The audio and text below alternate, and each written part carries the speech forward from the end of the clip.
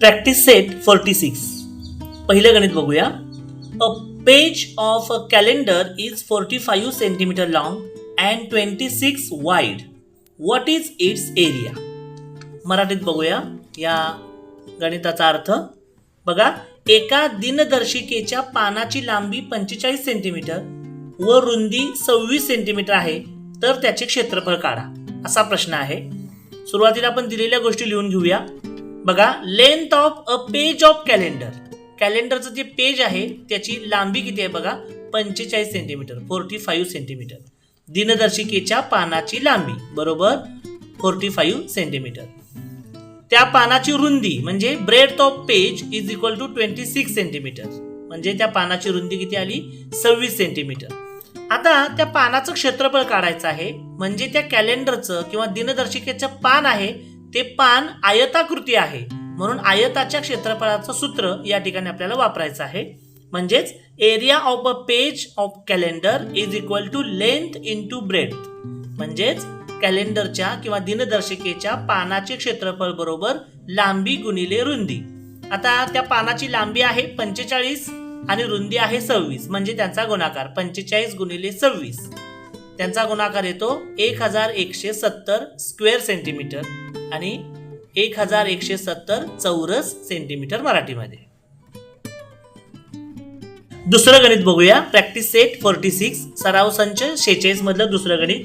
What is the area of a triangle with base 4.8 centimetre and height 3.6 centimetre? म्हणजेच हेच गणित आपण मराठीत बघूया. दुसरं गणित.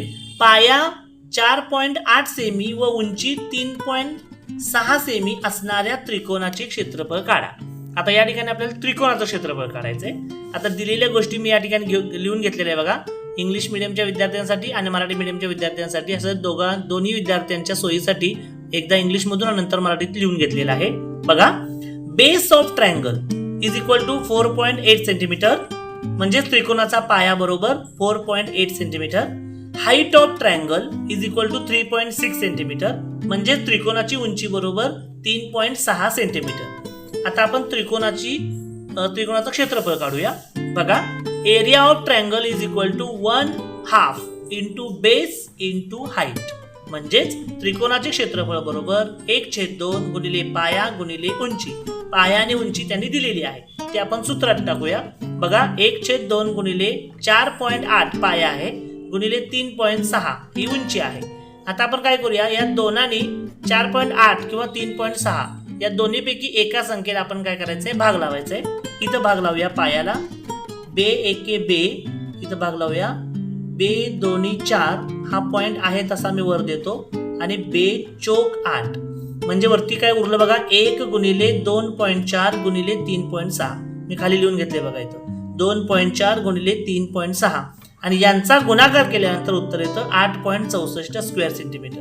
8.64 स्क्वेअर सेंटीमीटर. आता ते गुणाकार आपण करूया, कसा केला ते दाखवतो मी खाली तुम्हाला. इथं 2.4 गुणिले 3.6 याचा गुणाकार करताना आपण पॉइंट काढून टाकू आणि गुणाकार करू. बघा, इथं मी 24 लिहितो, 24 गुणिले 36 लिहितो. बघा, 24 गुणिले 36 गुणाकार करूया आपण. 6 चौक 24, 24 4, हातचा 2, 6 2 12, 12 आणि 2 14. एक घर सोडू. 3 चौक 12, 12 2, हातचा 1 इथं लिहितो.